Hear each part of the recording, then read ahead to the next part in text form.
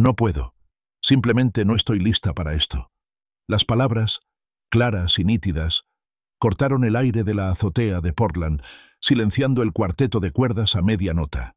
Me arrodillé, con un anillo de diamantes de $12,000 reluciendo, bajo la mirada colectiva de Frank, Jenny y todos los amigos que creía que compartíamos.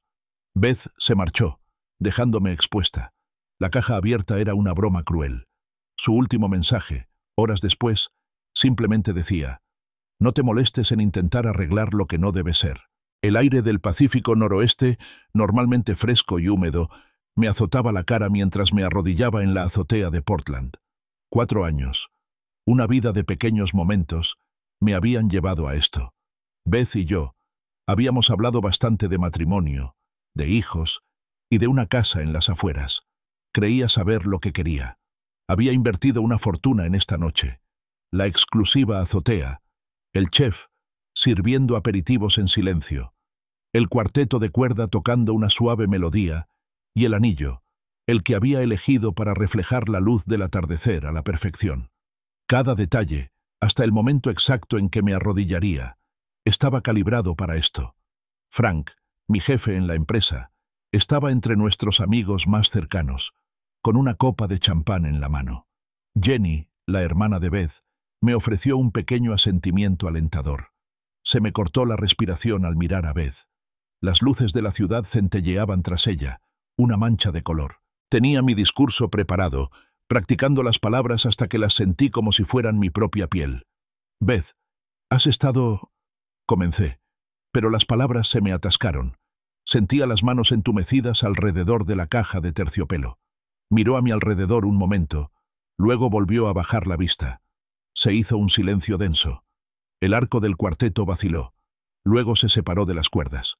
«No puedo», dijo con voz clara, casi clínica.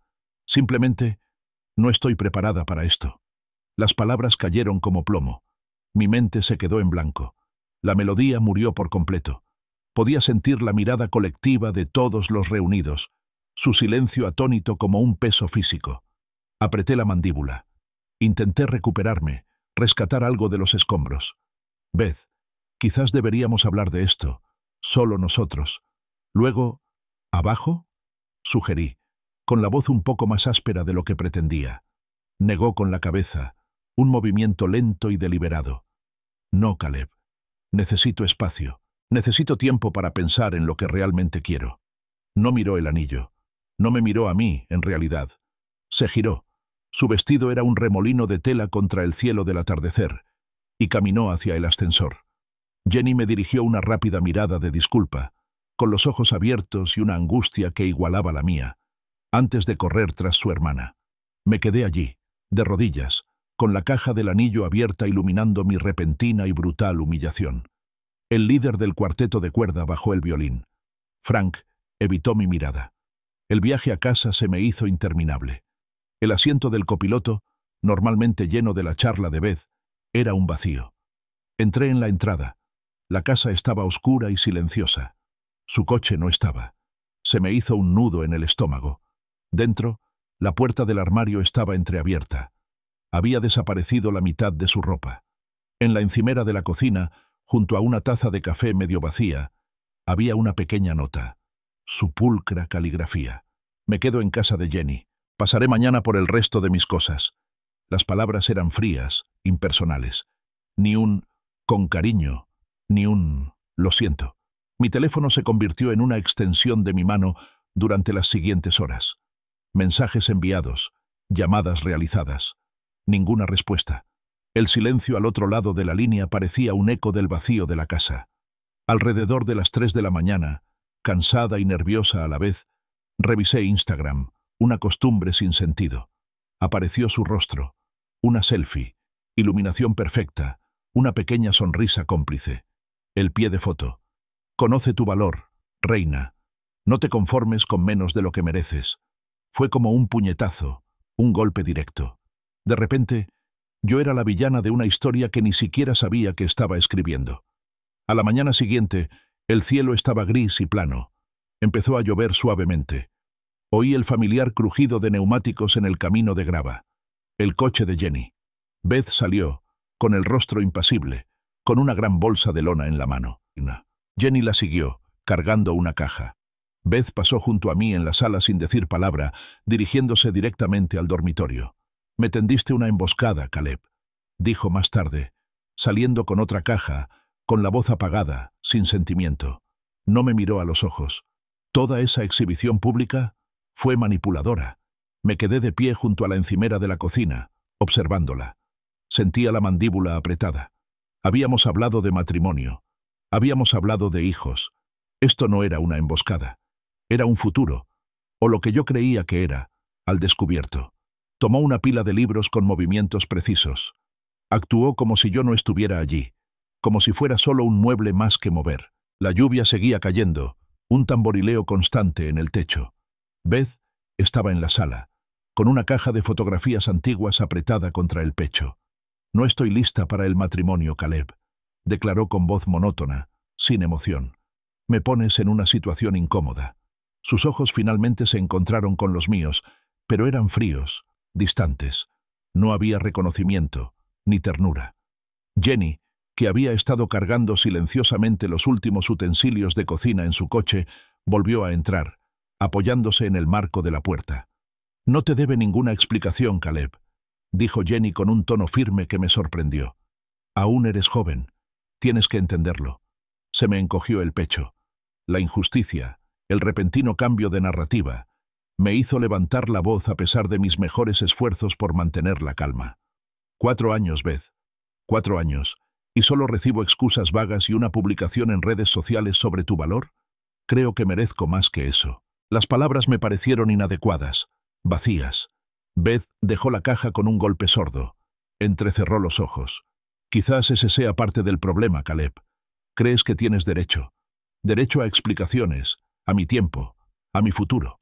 Tomó otra caja, una más pequeña, llena de sus recuerdos personales. «Necesito descubrir quién soy fuera de esta relación. Necesito saber si me estoy perdiendo algo mejor». El silencio que siguió fue denso, interrumpido solo por la lluvia. «Mejor», repetí, con la palabra oliendo a ceniza. No respondió. Simplemente se dio la vuelta y salió por la puerta, seguida de cerca por Jenny. El apartamento, antes lleno de su presencia, su aroma, sus pequeños hábitos, ahora se sentía vacío, vacío. Cada espacio vacío en un estante, cada gancho vacío en el armario, era una herida nueva y abierta. Durante una semana, me hundí en una especie de silenciosa desesperación. Las persianas seguían bajadas. El teléfono seguía en el cargador, ignorado. Llamé a la empresa diciendo que estaba enferma, murmurando algo sobre un virus estomacal. Las mañanas se convertían en tardes, marcadas solo por la luz cambiante del exterior y el nivel cada vez más intenso de whisky en la botella del mostrador. Mis dedos, casi contra mi voluntad, seguían encontrando su Instagram, revisando nuevas publicaciones, fotos con amigos, riendo, vibrante. «Viviendo mi mejor vida», decía un pie de foto. Cada una era una nueva punzada. Al 8º día, el dolor, una punzada sorda y dolorosa que llevaba encima como un abrigo pesado, finalmente dio paso a algo más. Una ira pura y esclarecedora. Me miré fijamente en la ventana oscura, sin afeitar, con los ojos inyectados en sangre, como una extraña mirándome. «Esto no es lo que soy», murmuré, apenas audibles. «Nunca he sido tan patética». Fue una pequeña chispa, pero suficiente. Tomé mi teléfono, no para navegar, sino para borrar. Instagram, Facebook, incluso las cuentas de foros poco conocidas que no había tocado en años. Cada vez que pulsaba el botón de borrar, sentía como si me desprendiera de una capa de piel. Un corte limpio. Entonces llamé a Frank. «Quiero participar en el proyecto Peterson», dije, con voz más firme de lo esperado. El proyecto Peterson era una bestia, una modernización de infraestructura multiestatal, contratos complejos, mucho en juego. Era conocido por destrozar a sus socios y escupirlos. «Quiero dirigir la sucursal de Portland del equipo legal». Frank hizo una pausa. «Caleb, ¿estás seguro? Dado todo». Su preocupación era genuina, pero lo interrumpí. «Estoy seguro, Frank. Necesito el trabajo. Necesito el desafío». Asintió, con un dejo de incertidumbre en la voz.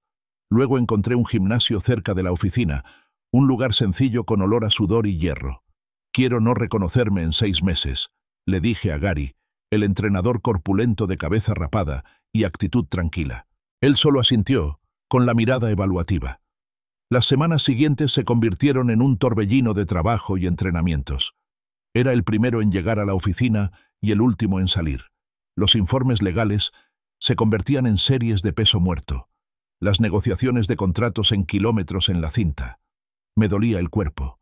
Estaba exhausto, pero por primera vez en semanas, el dolor sordo en el pecho dio paso a una sensación diferente, una sensación productiva.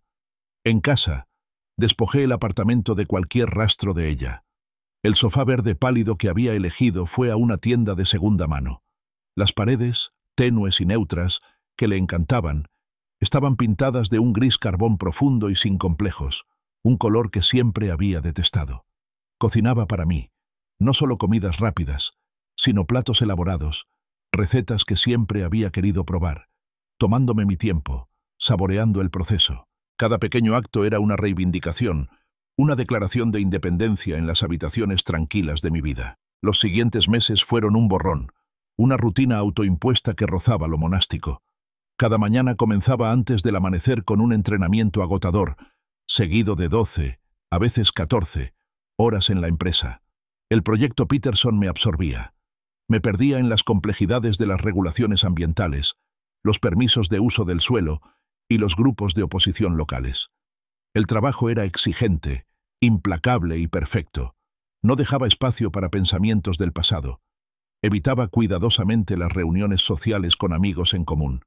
Me convertí en un fantasma en mi propia ciudad, destacando en mi vida profesional, pero viviendo una vida de intención tranquila y solitaria. 2 meses después del desastre del tejado, Frank me acorraló en el pasillo. «Caleb», dijo, con la mano en mi hombro, «vienes a la fiesta de fin de año de la empresa, sin excusas. Es bueno para la moral, para la tuya».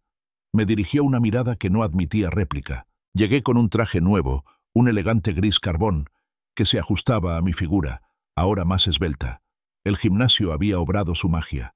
Tenía los hombros más anchos, la cintura más firme. Me sentía físicamente más fuerte, más definido. Pero por dentro, seguía siendo el mismo hombre, blindado contra la vulnerabilidad, con la esperanza de integrarme en la charla festiva y el tintineo de las copas. Me dirigí al rincón más alejado del bar, con un refresco en la mano, observando la sala. «Estás acaparando todo el espacio disponible, ¿sabes?» La voz era directa, clara, con un matiz de diversión. Me giré y vi a Grace Miller, de la División de Impacto Ambiental. Su cabello era de un castaño oscuro intenso, recogido con cuidado, y sus ojos, de un inteligente color avellana, tenían un toque de humor. Era conocida por su mente aguda y su enfoque sensato ante todo. «Hazte a un lado», añadió, dándome un codazo juguetón para hacerse un hueco. «Lo siento», logré decir, un poco sobresaltada. No esperaba que me hablaran directamente. Dio un sorbo a su bebida, un cóctel claro con una rodaja de lima. «Tranquila, solo me estoy poniendo cómoda». Hizo una pausa y luego se giró hacia mí. «He oído hablar mucho de tu trabajo en Peterson. Frank está entusiasmado. Dice que prácticamente has comido y dormido en ese proyecto durante los últimos 2 meses». Un ligero rubor me subió por la nuca. Los elogios ya no eran algo que buscara. «Es un gran proyecto», dije, encogiéndome ligeramente de hombros. «Hay mucho que hacer». «Lo es», asintió. «Y estás haciendo un trabajo excepcional. Esa disputa por el permiso en el condado de Deschutes, genial. Nos ahorró semanas, quizá meses». Sus palabras, tan directas, me desarmaron. Entablamos una conversación fluida, de esas que se sienten fáciles. Hablamos de las complejidades del proyecto Peterson, de lo absurdas que eran ciertas políticas de la empresa y de las ambiciones que ambos teníamos para nuestras carreras. Grace era directa, elocuente y tremendamente inteligente. Tenía una forma de ir directo al grano. Me encontré sonriendo sinceramente. Una sonrisa auténtica que se extendió por mis ojos, por primera vez en lo que parecía una eternidad. La tensión en mis hombros se alivió. Su presencia fue un cambio refrescante de la soledad autoimpuesta, una grata interrupción del silencioso zumbido de ira y melancolía que había sido mi constante compañera. Escuchó atentamente, hizo preguntas inquisitivas y compartió sus propias experiencias con una franqueza que lenta y suavemente me sacó de mi caparazón reservado. Hablamos casi toda la noche. La conversación fluyó desde nuestras diferentes divisiones dentro de la empresa hasta nuestras aspiraciones profesionales a largo plazo, el potencial de crecimiento y los retos que anticipábamos. Sentí una conexión, algo natural y natural. No era romántico, todavía no, pero era una conexión al fin y al cabo, un vínculo con un mundo que casi había olvidado que existía. Mientras la fiesta empezaba a terminar y la gente recogía sus abrigos, Grace se volvió hacia mí. «Esto ha estado bien, Caleb», dijo, con voz más suave, pero aún directa. «Deberíamos hablar más de esto algún día. ¿Quizás tomando un café?» Una calidez esperanzadora me recorrió el pecho, disipando parte del frío persistente. No fue una oleada repentina, ni un fuego apasionado, sino un cambio silencioso y sutil. Una sensación de posibilidad. Me sentí más ligero al salir de la fiesta, con el aire fresco y limpio de la noche invernal en la cara. Una pequeña semilla se había plantado en el paisaje árido de mi vida reciente, un pequeño brote verde en la tierra dura. El café con Grace se convirtió en almuerzo.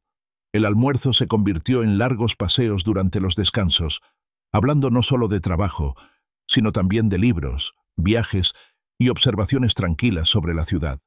Encontré una tranquilidad inesperada en su presencia. Era directa, pero no dura. Inteligente, pero no condescendiente. Poco a poco, comencé a abrirme, compartiendo fragmentos del año pasado, el dolor de la ruptura del compromiso, la vergüenza silenciosa. Grace escuchaba sin interrumpirme, con sus ojos color avellana fijos en los míos. No me ofreció clichés, ni intentó arreglarlo. En cambio, me ofreció una comprensión serena, una perspectiva que no juzgaba, solo observaba. «La gente cambia, Caleb», me había dicho una vez, mientras tomábamos un espresso al final de la tarde. Y a veces no quieren admitirlo ni ante sí mismos, ni mucho menos ante los demás. Sus palabras resonaron, como una campana pequeña y clara en el fondo de mi mente. Nuestro respeto profesional, forjado en las trincheras del proyecto Peterson, floreció en un genuino afecto personal. Se construyó sobre la honestidad, sobre valores compartidos, sobre una comprensión que se sentía sólida y real. Me di cuenta de que realmente estaba viviendo de nuevo. La tranquila alegría de las risas compartidas, la comodidad de la compañía, el simple placer de planear una excursión de fin de semana. Estos momentos habían comenzado a llenar, lenta y sutilmente, los vacíos. Mi dedicación al trabajo dio sus frutos. Unos meses después, Frank me llamó a su oficina. Su rostro, habitualmente serio, esbozaba una inusual sonrisa. «Caleb», dijo, extendiendo la mano. «Felicidades. Te ascienden a asociado senior, con efecto inmediato». Me dio una palmada en la espalda. «Tu trabajo con Peterson fue excepcional. Más que eso, tu resiliencia, tu concentración, ha sido admirable». Me miró con una mirada inquisitiva. «Me alegra verte de nuevo en pie». Le di las gracias, sintiendo una oleada de orgullo y alivio. El ascenso era una señal tangible de que el trabajo duro, el aislamiento y la firme voluntad de seguir adelante habían significado algo. Pero incluso, mientras celebraba, un sutil cambio en el comportamiento de Frank había empezado a notarse. Siempre había sido meticulosamente profesional, un hombre que compartimentaba su vida con precisión quirúrgica. Ahora había cambios. Parecía más distraído, con la mirada a menudo desenfocada, perdida en la distancia. Lo pillaba atendiendo llamadas en voz baja en su oficina, con la puerta entreabierta, en voz baja, urgente. Su horario habitual y predecible empezó a tambalearse, trasnochando cada vez más. Empezaron a circular rumores entre los asociados junior, conversaciones en voz baja alrededor del dispensador de agua. «He oído que Frank tiene problemas matrimoniales». «Separación», me han dicho. Lo descarté como chismes de oficina, el habitual torbellino de vidas personales convertido en espectáculo público. Mi vida por fin se estaba acomodando a un ritmo cómodo con Grace. Mi carrera iba viento en popa. No tenía energía para dramas de oficina. Entonces, una tarde, Mientras se desvanecía la última luz invernal y la lluvia comenzaba a golpear las ventanas, estaba recogiendo mi maletín. Grace ya se había ido, pues había salido una hora antes para una cena con un cliente. Miré por la ventana mientras cerraba la puerta de mi oficina. El sedán oscuro de Frank salió del estacionamiento, con las luces traseras brillando rojas en la creciente penumbra. Esperé el ascensor, pensando en una cláusula particularmente espinosa del contrato. Las puertas del ascensor se abrieron y apareció una figura, moviéndose con una gracia familiar y fluida. Me quedé sin aliento. Beth llevaba una gabardina elegante y su cabello brillaba bajo las luces de la oficina. Sus ojos recorrieron el vestíbulo vacío, una mirada rápida, casi furtiva, antes de posarse en las puertas de cristal. No me vio, de pie, medio escondida tras una palmera en maceta. Momentos después, un elegante coche negro, uno que no reconocí, se detuvo junto a la acera. Beth caminó con rapidez y suavidad y se sentó en el asiento del copiloto. El coche se deslizó por la calle resbaladiza por la lluvia. Un miedo gélido empezó a invadir mi estómago, una sacudida silenciosa y repugnante. Mi mente, normalmente tan aguda y analítica, empezó a reconstruir fragmentos dispares. La repentina y enfática declaración de Beth de necesitar espacio para descubrir quién soy. El extraño comportamiento reciente de Frank, las llamadas silenciosas, las noches largas. El insólito momento de su partida de mi vida, justo cuando comenzaban los rumores sobre los problemas matrimoniales de Frank. Un escalofrío se instaló en lo más profundo de mi ser. Sentí como si una ecuación finalmente, brutalmente, se resolviera sola. El miedo gélido de ver a Beth con el coche de Frank no se desvaneció, se consolidó. Mi sospecha, antes un susurro persistente, se convirtió en un zumbido persistente. Empecé a observar a Frank, sutil y discretamente. Noté sus largas pausas para comer, sus salidas repentinas, como su teléfono parecía estar siempre pegado a su oído en conversaciones en voz baja. Y a veces, no siempre, pero con la frecuencia suficiente para ponerme los pelos de punta, veía a Beth cerca del edificio de oficinas, a veces pasando, a veces esperando, siempre fuera de mi alcance. Me confié a Grace, con cuidado y vacilación. Estábamos tomando café. La camaradería que habíamos forjado nos reconfortaba. Algo no va bien, Grace. Comencé, y luego le expliqué mis observaciones. El momento de la salida de Beth, el repentino cambio de rutina de Frank. Ella escuchó con el ceño fruncido. Al principio, se mostró escéptica. Es una gran empresa, Caleb. La gente va y viene. Frank es dueño de su vida personal. Pero a medida que le detallaba las coincidencias, los momentos específicos, casi sincrónicos, no pudo negar lo extraño del asunto. Aunque tengas razón, dijo en voz baja y seria, Frank es un socio principal, un hombre muy poderoso. Cualquier confrontación directa podría ser contraproducente. Su cautela era lógica, una fría pincelada de realidad. Sus palabras me hicieron recordar las de Beth, perdiéndose algo mejor. Crees que tienes derecho. Y Frank, de pie allí en aquella azotea de Portland, testigo silencioso de mi humillación pública, mi jefe, mi mentor, mostraba una vaga preocupación. ¿Cuánto sabía? ¿Cuánto hacía que lo sabía? Las preguntas eran un enjambre. Entonces, una tarde lluviosa de martes, recibí un correo electrónico anónimo en mi bandeja de entrada. Sin asunto, solo un archivo adjunto. Lo abrí, con una sensación de fatalidad inminente. Era una foto, granulada, tomada desde lejos, pero inconfundible. Frank y Beth, sentados íntimamente en una mesa de un restaurante apartado en la zona oeste, con las cabezas juntas, la mano de Beth apoyada en su brazo. La fecha y hora en los metadatos indicaban que fue tomada 3 meses antes de mi desastrosa propuesta. 3 meses. Mi mundo no solo se tambaleó, se hizo añicos. Una oleada de rabia pura y visceral, fría y dura, me invadió. Mi miedo más profundo y paranoico se confirmó.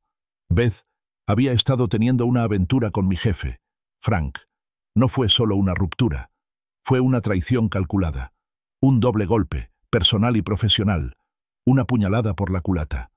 La propuesta pública, el gran gesto, no fue solo un inoportuno traspié romántico. Fue la huida planeada de Beth, un espectáculo orquestado para hacerme pasar por el irrazonable y manipulador, y a ella por la víctima que necesitaba espacio. Todo era una mentira, un engaño calculado y cruel. Cada excusa vaga, cada palabra fría, tenía ahora un nuevo y repugnante contexto. No podía enfrentarme a Frank, todavía no, no directamente. La idea de entrar en su oficina, de ver su rostro, me revolvía el estómago. Pero necesitaba respuestas, algo concreto. Contacté con Jenny, la hermana de Beth, con el pretexto de intentar recuperar algunas cosas olvidadas. Quedamos para tomar un café, un punto neutral. Jenny, comencé, intentando mantener la voz serena. Vi a Beth, con Frank. No hace mucho. Observé su rostro. Sus ojos parpadearon. Tragó saliva nerviosamente. Se removió en el asiento. «¿Qué quieres decir?», preguntó, demasiado rápido, demasiado inocente. «¿Frank? Mi jefe, Frank», insistí, con una fría certeza creciendo en mi interior. Su evasiva fue toda la confirmación que necesitaba. Tartamudeó, murmuró algo sobre que Frank era un buen amigo de Beth después de la ruptura. Su incomodidad era palpable, una señal clara y contundente. Ella lo sabía. Lo había sabido desde el principio. El peso del engaño me aplastó entonces. Frank, el hombre que me había guiado, que había elogiado mi resiliencia, que se había comportado como un superior preocupado, había estado minando en secreto mi vida, mi relación, mi futuro. ¡Qué audacia! ¡Qué cálculo tan asqueroso! Habían conspirado, lo habían planeado, me habían visto desmoronar y lo habían permitido. Fue un engaño de tal magnitud que trascendió una simple aventura. Fue una manipulación total y absoluta de mi confianza, mi carrera, mi identidad. La foto anónima se sentía como un objeto físico, pesada y fría en mis manos, mientras se la mostraba a Grace. Estábamos en mi apartamento. Las paredes color carbón se sentían apropiadamente sombrías. Expuse toda la historia, cada fragmento, cada recuerdo, cada pieza del rompecabezas, observando su rostro mientras las piezas encajaban. Grace escuchó, su expresión pasando de la preocupación a la incredulidad, luego a una furia silenciosa y fría, igual que la mía. No tuvo que decir ni una palabra. Sus ojos, normalmente tan claros y serenos, estaban abiertos de par en par por la sorpresa y el asco. «Caleb», susurró finalmente, apenas audible. Eso es realmente despreciable». Comprendió la profunda profundidad de la traición, las intrincadas capas del engaño. Mi primer impulso, intenso y ardiente, fue desenmascararlos.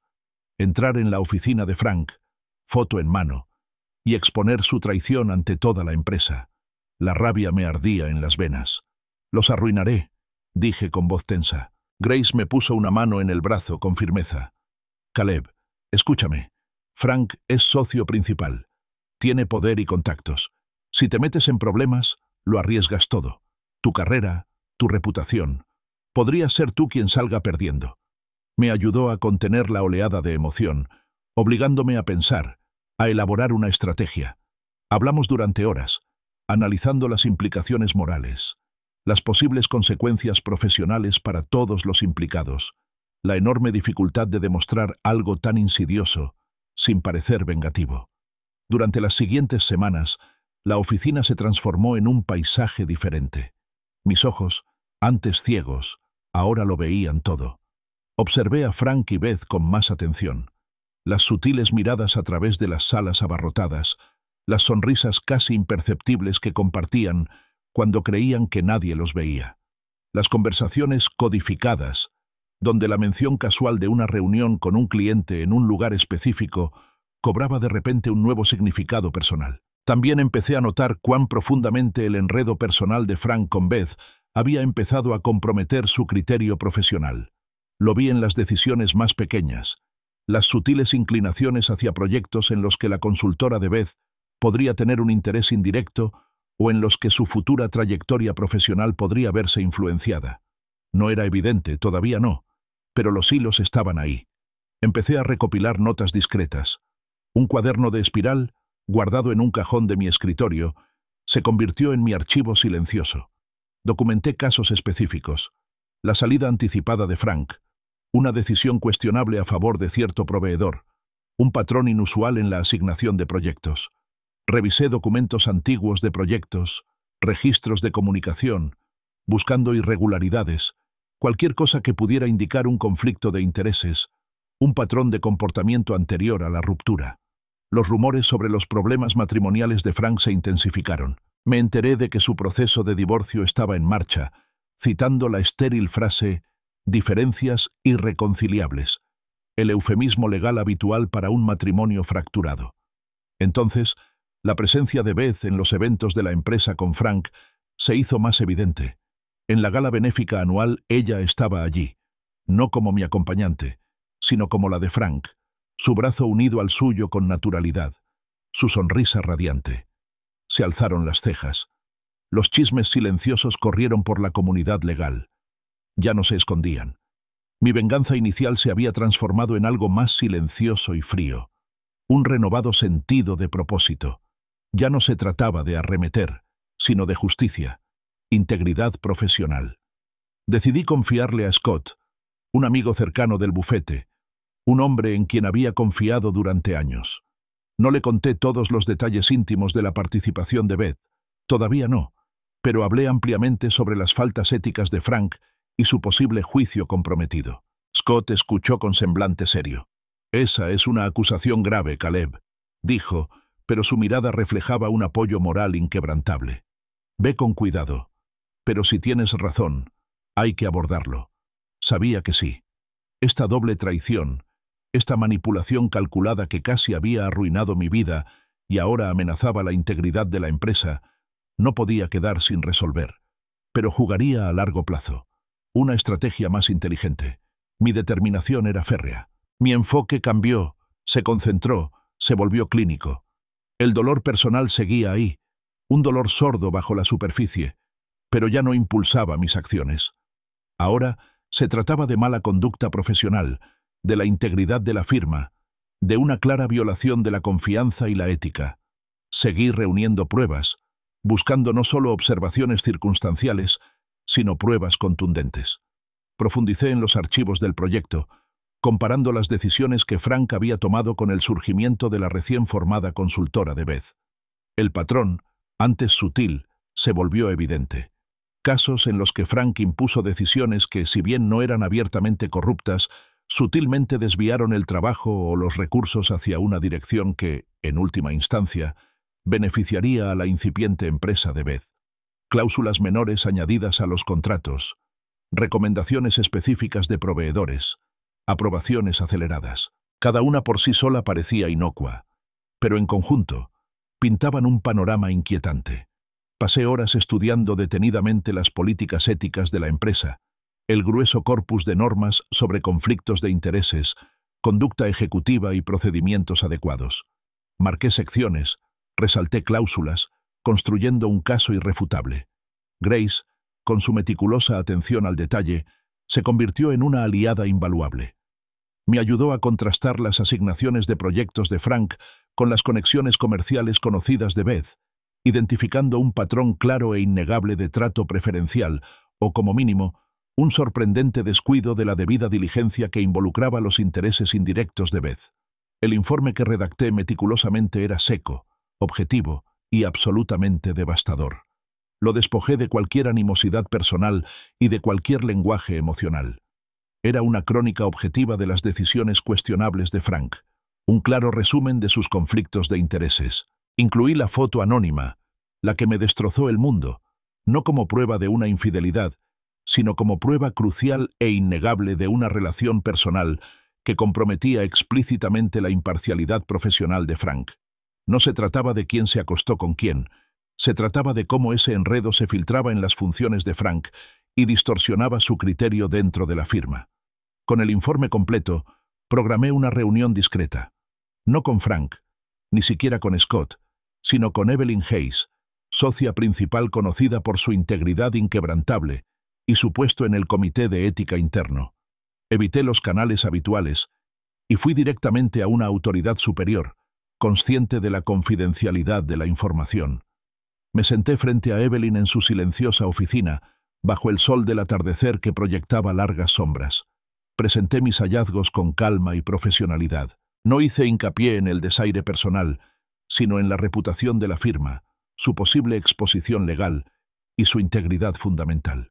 Expuse los casos documentados, las violaciones de políticas y el patrón claro y sistemático. Evelyn escuchó, con una expresión indescifrable al principio, pero a medida que continuaba, su mirada se agudizó, y pude ver la impresión visible que mi minuciosidad causaba, el peso de las implicaciones que se avecinaban. Cuando terminé, el silencio en la sala se prolongó. Tomó el informe, recorriendo los encabezados con los dedos. «Caleb», dijo con voz grave, «esto es exhaustivo y profundamente preocupante». Se inició una investigación interna de inmediato, con la máxima confidencialidad para proteger la reputación de la firma. Me mantuvieron en estricto silencio, una carga pesada, pero que entendí. Llamaron a Frank para un interrogatorio intenso. Supe, a través de los rumores confidenciales de la oficina, que lo negó todo con vehemencia, intentando desestimar mis acusaciones como una venganza personal, las amargas divagaciones de un exprometido despechado. Pero la evidencia detallada que había recopilado, la naturaleza sistémica de los conflictos, el gran volumen de documentación meticulosa, era demasiado sustancial como para descartarla fácilmente. No era solo mi palabra contra la suya, eran datos irrefutables. Mientras tanto, Beth, percibiendo la escalada de problemas y el cambio en el ambiente corporativo, intentó desesperadamente distanciarse de Frank y sus negocios. Su consultora se retiró repentinamente de un proyecto menor relacionado con Peterson, alegando conflictos de agenda. Pero ya era demasiado tarde. Los hilos estaban demasiado entrelazados, el patrón demasiado establecido. La trampa había saltado. La investigación interna, antes un murmullo silencioso, se intensificó rápidamente. Evelyn Hayes fue minuciosa. El comité de ética, una vez que comenzó a indagar, descubrió aún más pruebas contundentes del mal uso del cargo y los recursos de la empresa por parte de Frank. Los hilos sutiles que había identificado se convirtieron en gruesas e innegables cuerdas de mala conducta. Salieron a la luz favoritismos, conflictos de intereses e incluso algunos informes de gastos cuestionables. Entonces llegó el anuncio. Frank fue puesto formalmente en licencia administrativa, a la espera del resultado final de la investigación. La noticia conmocionó a toda la firma, desde las oficinas de los socios hasta la sala de correo. Nadie creía que un socio principal, un hombre de la posición de Frank, pudiera ser afectado. El rumor de la industria, rápido e implacable, captó la pista. La noticia de la mala conducta de Frank, ahora inextricablemente ligada a los rumores de su romance con Beth, se extendió como la pólvora. Los nuevos negocios de Beth, que habían dependido en gran medida de la influencia y los contactos de Frank, sufrieron reveses inmediatos y catastróficos. Los clientes, recelosos de verse involucrados en escándalos, se retiraron. Las referencias se agotaron. Los prometedores nuevos comienzos que había buscado se desmoronaron. Se enfrentó al aislamiento profesional, al juicio público y a lo que parecía la ruina financiera.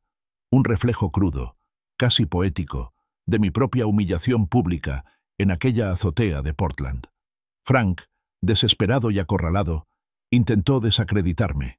Difundió rumores maliciosos, susurrando a cualquiera que quisiera escuchar sobre mi inestabilidad, pasada después de la ruptura, presentándome como un exprometido vengativo en busca de venganza. Intentó presentarlo como una venganza personal, no profesional, pero sus palabras no sirvieron de nada. Mi impecable desempeño en el proyecto Peterson, el importante ascenso que había conseguido recientemente y mi actitud firme y serena con Grace a mi lado neutralizaron eficazmente su campaña de desprestigio. Simplemente mantuve la cabeza baja, seguí destacando y dejé que mi trabajo hablara por sí solo. Grace, siempre leal y directa, me apoyó firmemente. Me apoyó abiertamente, avalando mi carácter e integridad dentro de la empresa. Su reputación era intachable, su palabra respetada, y su apoyo fue un escudo contra los ataques desesperados de Frank. Finalmente, las pruebas contra Frank fueron demasiado abrumadoras y estaban documentadas con demasiada meticulosidad. Fue despedido del bufete. Su otrora brillante carrera, su otrora respetada reputación, quedaron irrevocablemente destrozadas. El impacto trascendió el ámbito profesional. Su acuerdo de divorcio, que estaba en curso, se vio significativamente afectado, no solo por la pérdida de sus altos ingresos, sino por la publicidad de su infidelidad. También enfrentó posibles repercusiones legales por algunos de sus negocios financieros más dudosos, descubiertos durante la investigación. Los nuevos comienzos de Beth se desvanecieron por completo. Clientes clave desaparecieron, su credibilidad se evaporó, y su red profesional, construida sobre la buena voluntad de Frank, se derrumbó. Entonces comenzaron las llamadas, intentos desesperados por contactarme, mensajes de voz llenos de súplicas, con intentos de explicar, de buscar compasión, de obtener una explicación definitiva. No escuché a ninguno. Estaba decidido. El momento de las explicaciones había pasado hacía tiempo. Sentí una profunda sensación de reivindicación. Pero no era la alegría triunfante de la venganza que alguna vez imaginé. Era una satisfacción más silenciosa y profunda por la justicia. Era la solemne comprensión de que las acciones tienen consecuencias, que las mentiras se desentrañan y que la integridad, al final, suele prevalecer. Comprendí que el verdadero costo de la transigencia moral, tanto para Frank como para Beth, era mucho mayor y más devastador de lo que jamás había imaginado. La ruina era total. El polvo en la firma se asentó lentamente, como arena fina después de una tormenta. Lo que quedó fue una claridad absoluta. Mi integridad, antes cuestionada por las desesperadas acusaciones de Frank, ahora era reconocida inequívocamente. Mi prestigio profesional, en lugar de verse perjudicado, mejoró significativamente. La propia Evelyn Hayes, por lo general una mujer de pocas palabras, elogió mi valentía y diligencia en un correo electrónico dirigido a toda la firma. Unas semanas después, me volvió a llamar a su oficina. Caleb, empezó con la mirada fija. Nos gustaría ofrecerte un puesto de liderazgo más alto. Asumirás algunas de las antiguas responsabilidades de Frank, en particular la supervisión de la formación ética y el cumplimiento normativo de nuestros nuevos asociados. No era solo un ascenso, era un mandato. Acepté, no con ambición, sino con un renovado sentido de liderazgo ético y un profundo compromiso con la transparencia. Esto era más que un simple trabajo, era una responsabilidad. Grace y yo presenciamos juntas las consecuencias, apoyándonos mutuamente durante la silenciosa tensión de la investigación. Nuestra relación, forjada en ese crisol de adversidades, se profundizó profundamente. Se construyó sobre una confianza inquebrantable, conversaciones honestas y un apoyo mutuo que se sentía como tierra firme bajo nuestros pies. Empezamos a hablar abiertamente de nuestro futuro, no solo de sueños abstractos, sino de planes tangibles para una vida juntos. Una vida cimentada en la autenticidad, lejos del engaño calculado que una vez ensombreció mi existencia. A menudo me encontraba reflexionando sobre el arduo camino recorrido. El dolor punzante de la traición, la vergüenza desgarradora, habían sido reales. La ardua lucha por la superación personal, por reconstruir un yo destrozado, había sido implacable. Y la justicia, cuando finalmente llegó, fue compleja, a menudo agridulce. No fue un momento de alegría triunfal, sino una comprensión serena y profunda. Finalmente comprendí que pagar el precio no se trataba solo de castigo. Se trataba de las consecuencias inherentes, a menudo graves, de las decisiones de uno. Frank y Beth habían tomado sus decisiones, y el precio que pagaron no fue algo que yo les infligí, sino algo que sus propias acciones habían forjado. Sus vidas, que antes parecían tan brillantes y prometedoras, se habían derrumbado desde dentro. Había sanado por completo del pasado. Ya no me definía la traición de Beth, ni la ira que había alimentado. Me definían mi propia fuerza inquebrantable, mi resiliencia y el crecimiento personal que había cultivado con tanto esmero. Beth desapareció por completo de mi vida. Se convirtió en un recuerdo lejano y doloroso de una profunda lección aprendida. Su destino, un recordatorio silencioso y aleccionador de mis defectos morales. El nombre de Frank, antaño sinónimo de éxito, se convirtió en una advertencia susurrada en los sagrados pasillos de la industria, un testimonio de la rápida y brutal caída en desgracia que aguardaba a quienes comprometían su integridad. Encontré una paz genuina. No era la ausencia de problemas, sino la ausencia de ira y amargura. Era una profunda satisfacción, impulsada por el propósito, la felicidad auténtica y la creencia inquebrantable en una conexión genuina. Apreciaba el valor de la verdadera amistad, un vínculo representado a la perfección por Grace, cuya firmeza había sido mi ancla. Nuestras vidas juntos, que antes eran solo un susurro de esperanza, se convirtieron en una realidad vibrante y tangible. Abrazamos la belleza serena y duradera de nuestra existencia compartida en el Medio Oeste. Los días estaban llenos de trabajo, risas, comidas compartidas y la tranquilidad de saber que estábamos construyendo algo real, algo honesto. Me encontraba en el porche de la pequeña casa que Grace y yo compramos. Los campos se extendían ante mí, el sol del atardecer teñía el cielo de tonos naranjas y morados. Una suave brisa mecía las altas cañas de maíz. Una profunda calma me invadió. Había una certeza, un futuro inquebrantable, finalmente mío. La empresa se calmó, revelando las claras líneas de la integridad. Mi liderazgo, antes eclipsado por la traición, ahora era reconocido sin reservas. Acepté el liderazgo senior, heredando algunas de las antiguas responsabilidades de Frank, no con ambición, sino con un renovado sentido del deber ético.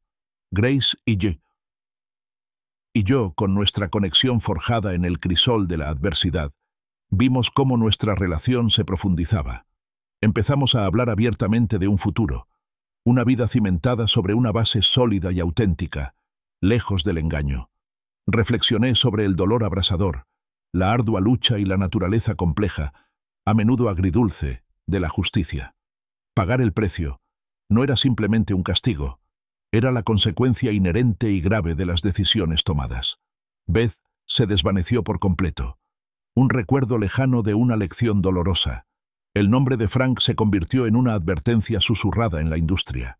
Encontré una paz genuina, impulsada no por la ira, sino por el propósito, la felicidad auténtica y la profunda satisfacción. Grace, mi compañera, personificaba la verdadera conexión. Mirábamos hacia adelante, de la mano, construyendo nuestra vida juntos, abrazando la belleza serena y duradera de nuestra existencia compartida en el Medio Oeste. El horizonte estaba despejado.